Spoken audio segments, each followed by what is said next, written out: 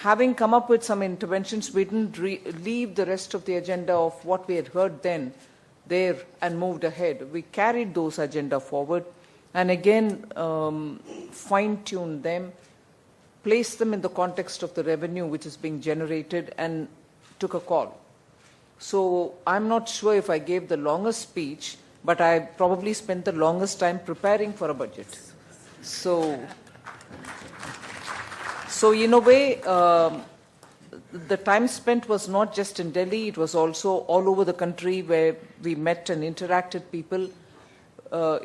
with people who had a stake in the economy directly.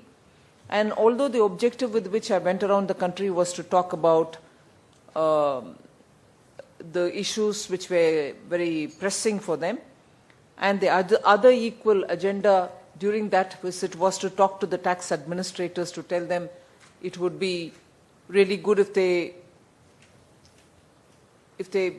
could achieve the targets given to them without any overreaching. And the overreaching was the issue which was in the mind of most of the tax assessees, and therefore it had a two-pronged strategy of one, keeping them motivated, and two, making sure that they don't really keep obsessing about the targets which we had given them.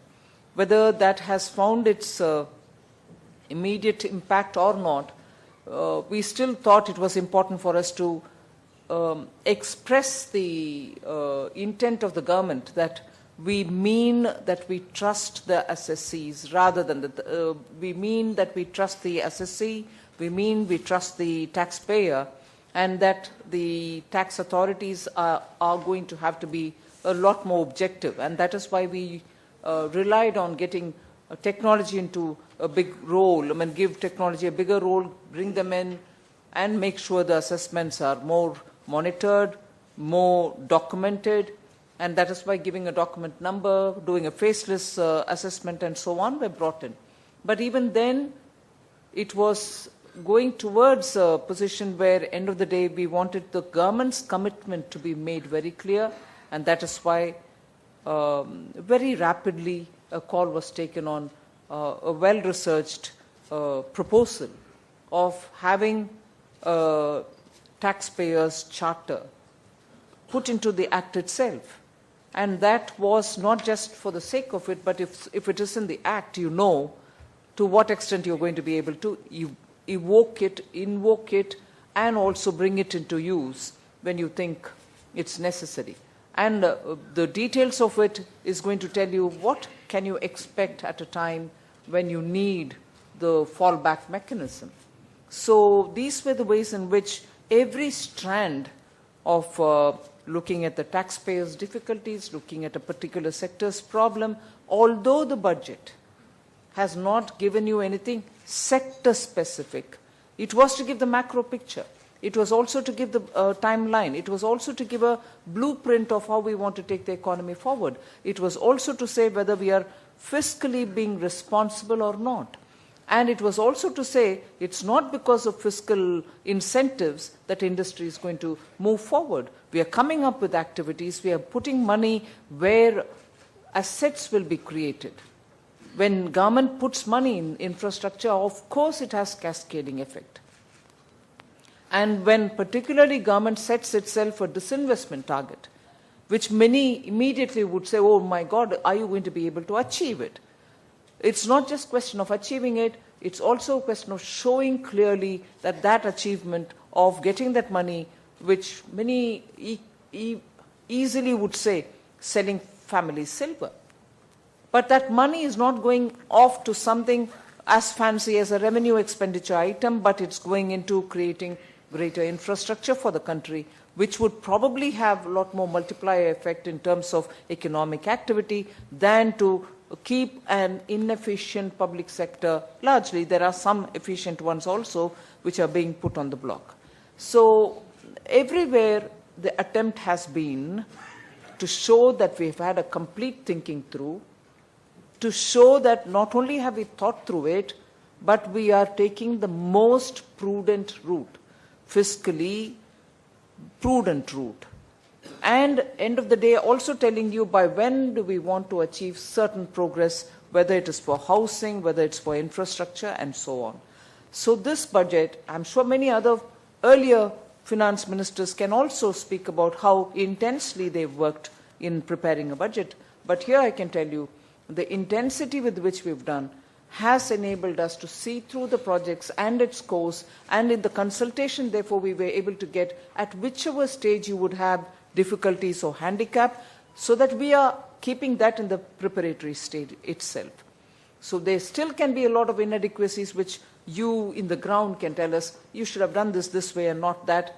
All right, we'll hear it. But the fact is, even after having heard a lot of people down from the ground, we've taken a course which typically, because of the experience that bureaucrats have in the ground, and also later they progress to come to Delhi as secretary to the government, their experience also gets infused into it. And that's not irrelevant at all. Even as much as I would say, sometimes bureaucracy has its Lutyens approach to many of the things which are so distant. It can be in Aurangabad or in Andaman or in Assam. Do you have a picture of it? Yes, many of them do have. I want to, at least the set with which I'm working are all people who have had their tenures in the ground. So it's not, what do you call, just a drawing board thesis that we're giving you. It is infused with a lot of ground level reality. And a last word about the fiscal deficit number, on which many people have been speculating that it'll cross 4, it'll touch 5. But I want to tell you that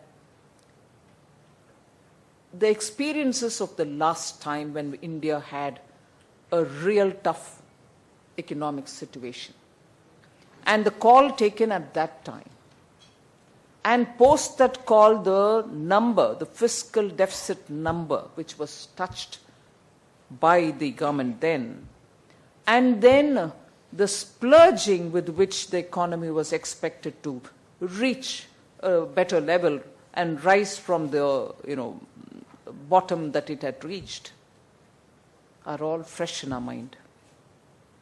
Yes, today we may have a situation where you'll want the government to spend, to show that you're a socialistic expression, pump priming the economy. It's all right. It's relevant jargon to use today, but it brings in a lot of memory of days when, globe was a lot more pink and red rather than white and whiter. So if that kind of a word has to be used today, and if I have to spend a lot of money, yes, we are willing to do that, but we are clearly saying that we shall not repeat the mistakes of the splurging that happened, whereas the money that is spent now is being spent with a clear picture of asset creation, public asset creation, such assets being that which can give greater connectivity to the place from where the produce has to come to the market. Connectivity so that those places which are without any reach will be improved. Connectivity to particularly districts which even don't have a minimum basic hospital facility. I have Sangeeta ji, I'm sure she knows the difference between a metropolitan which has good medical facility and some of the aspirational districts which don't have it. So the monies are being very clearly directed, and you'll know where that money goes for what. Like, for instance, since again I'm talking about medicine, medical equipments import of those medical equipments which are probably not being made in India is now being brought in with a bit of a duty in it. But we very clearly said that duty which we are raising is not just going to go to the coffers for any other welfare expenditure, but that will be used for bringing medical infrastructure in those aspirational districts where there are no good hospitals at all. So we are showing very clearly where each of this money which is being raised will go. So it's not being raised to fill certain hole in the Consolidated Fund of India. The money being raised from the disinvestment will go towards infrastructure. We are showing the direction. We are telling you where the money which is going to be spent is going, so you can plan your investments and your expansion activity well in alignment with what the government does, because collectively all of us will benefit. You will facilitate the government and we'll equally facilitate the private. And anywhere also where we have indicated the government's expenditures are happening, or anywhere we have indicated where the government expenditure should happen or some other expenditure should come in, we've also said private participation, states participation, and a PPP model. Now, on the PPP model, there's no one solution. I'm sure each one can evolve. Each sector can evolve their own. So we've opened up all that. And above all, of course, Atanu Chakravarti is here. He must have spoken to you all. Have you already? No. Yes, yes. The biggest thing about which many of us don't speak, because India has always spoken about stock market, India has always spoken about budgetary deficits, India has always spoken about direct and indirect taxes, but the bond market, the various announcements about deepening the bond markets in India, the various announcements regarding how we can strengthen bond markets in India are, I suppose, exceptional to this budget. Exceptional. So, my opening remarks, I said I wouldn't do a long one, but it's always a temptation to speak, having been trained as a spokesperson, I suppose. So, thank you.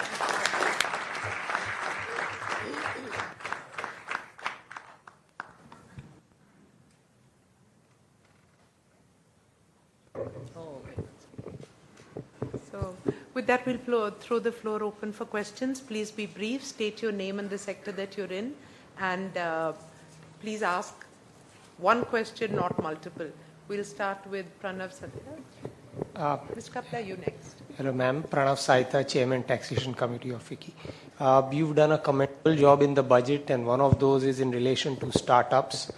While we really welcome the move that ESOPs taxation will get deferred for employees of startups, given the way startups is defined, and given how we want to encourage employees to participate in the wealth creation that has been happening, and these are genuine ESOPs, there are clear guidelines for the ESOPs, can it be expanded to cover any and every employer rather than limiting it only to startups, particularly given the fact that the definition of startups is so narrow that otherwise it doesn't really cover what in general terms is accepted also as startup enterprises and companies.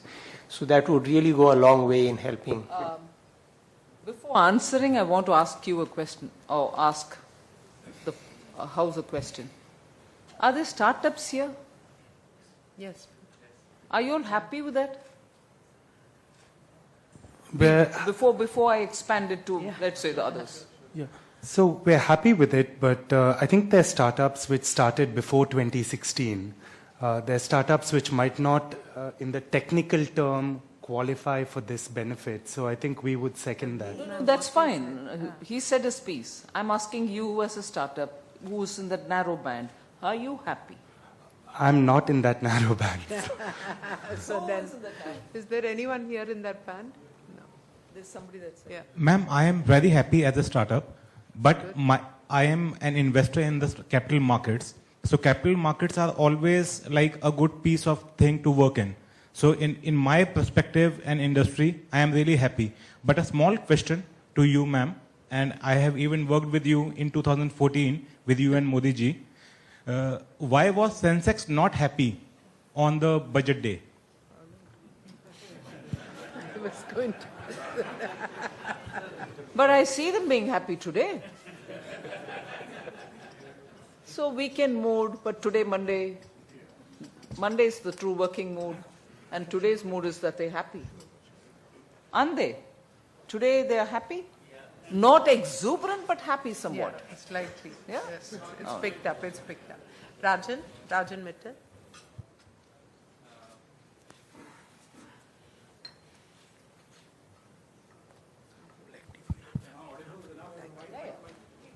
Is that hot? Ma'am, is that hot? You want to flash? Thank Yeah, you. excuse me. First of all, when the secretaries were here, I made this comment that the corporate world is very happy that you were very clear that the wealth creators need to be respected and a partnership needs to be developed. And also your opening comment that you are here, the government is here to support this move, and we are very glad. Ma'am, you said that Vivad se Vishwas. I mean, that's your one big theme. I hope that theme can also work in other sectors like telecom, that we can win back the government's vishwas or the other way around. Statement is not good. Okay. Go ahead. Adil Shetty. On behalf of the FinTech Committee, ma'am, we were very excited. You mentioned FinTech, artificial intelligence, making India a hub. You also mentioned plans for mobile-based MSME app for lending. I think the two areas we have submitted and we'll follow up is digital KYC, everything to do around video, Aadhaar-based KYC, also around digital data access to GSTN data on a licensed secure model. So we will follow up to make that a reality. Mohit Saraf. Ma'am, on the disinvestment, I think we came up with a very big target. We worked with Mr. Pandey on multiple opportunities.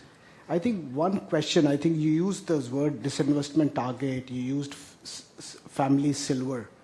And actually, if you think about it, really, the opportunity is there, but the 1 year window also you can have trade union issues and a lot of the other issues. In my view, really what you are doing is really not selling assets. You are selling to create more assets. You're really recycling assets. I think somehow you should think about it, calling it a recycling ministry or something like that, so that it gives a positive tune. Right now, even my dad argues every day with me that why are we selling these companies? These are such good companies. So I think probably you should think a little bit about that. Mr. Kapila. Ma'am, my question is about GST. You see, we have two types of people who are giving you GST. One is the goods and other is the service sector. On goods, when you sell, you get the GST and you pay it. When it comes to services, even when you have not received the payment, you are asked to pay it, which is very unfair. You see, you typically want us to pay within 30 days, while the payments come sometime in 4 months, sometime in 6 months, and largely from the government itself. So this service sector is really suffering, and we have no means to really bridge the gap and be compliant with the law. And then there is a law which says that if you are punished or if you are prosecuted under GST Act, there is no bail.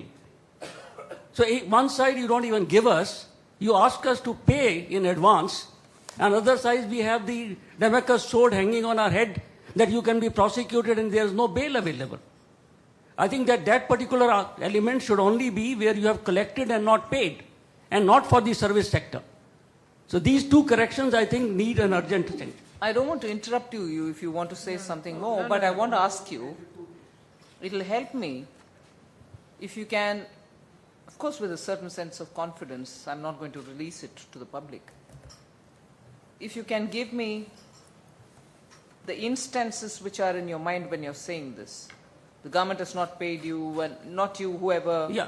and as a result, the payment is held back, but you are expected to clear somebody else's bill and You so see, on. So if there are instances which has pushed you to say this, I'd like to have those instances. There are, ma'am, innumerable instances. No, I can that's send all you a right. list. No, you see, most of the payments which we are receiving come at 120 days, 150 days, but we are, as per law, required to pay the service tax within 30 days from the time that we have raised that bill. Exactly, and therefore I want you to help me, please. Just give me those instances. I So will, where it ma'am. is beyond a certain number of days. I want to really work at it and get solutions for everybody. Ma'am, I'll across certainly the board, I'll take that. Thank you, Mr. Kapila. Across the board, this has been something that many of the members have said. In fact, I also have personal this thing. We will compile a detailed That's list right. and come That'd to you, be ma'am, good. because That'd be we appreciate the spirit with which you're asking, and it is a genuine problem for large companies and MSME. We will come back to you with a detailed list. Thank you so much for that. Yes. Excuse, ma'am, Yeah. this is regarding, ma'am, a definition of micro, small and medium enterprises. There is a demand for change of, investment in plant and machinery to turnover-based definition. If it is not possible at this moment, ma'am, so we fixed up the limit of investment in plant and machinery way back in 2006. So can we consider something in raising the limits of investment in plant and machinery or the equipments for the definition of micro, small and medium enterprises? As much as I know, the ministry of MSME is working on this, and they are about to finish the task. So if there's anything that any one of you all from here want to contribute towards what should be the definition, please contact MSME. It will not be late, and I think you should get in to tell them. Sanjay? Ma'am, this is a point regarding the assets being sold by a liquidator through NCLT process and all. The liquidator is not registered with the GST, and so there is no way, there's no process to really charge GST on this. He takes GST, but he doesn't know where to deposit, and as a result, the buyer doesn't get the credit. So the process really needs to be addressed. And just one more point that on the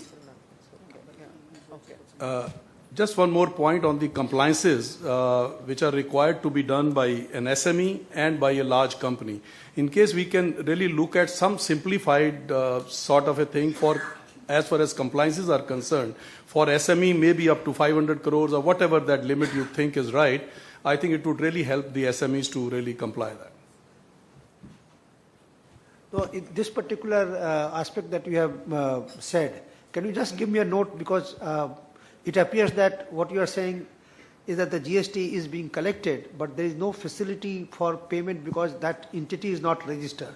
So we'll definitely try to find some way. Sir, it's a liquidator who's appointed, so it's a professional who's appointed. He's not registered. He's selling on behalf of the company which is already closed. That's correct. Yes. So We'll give a note. right. We'll give a note. Mr. Vikramjit Singh Sahani. Ma'am, we couldn't find any reference. I asked the question earlier, but it got mixed up. It was not answered. In the agriculture sector, is the MSP scheme continuing or not? And if it is really continuing, the minimum support price for certain crops. Okay. Of course. And then why farmers are still in so much distress, and if they are getting 1.5 times remuneration of their cost, and what are the steps for distressed fertilizer industry sector with large areas?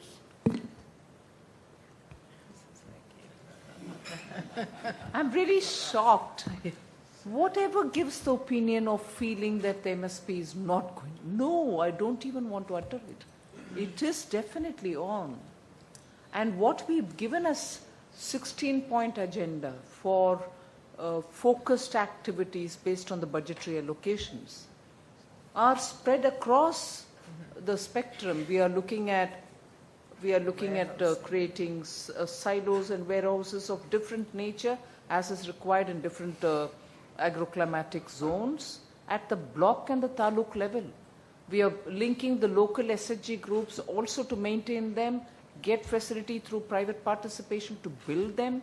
We are looking at sea marine resources so that we'll have youth participate in it as Sagar Mitras and be the aggregators for many of the marine products.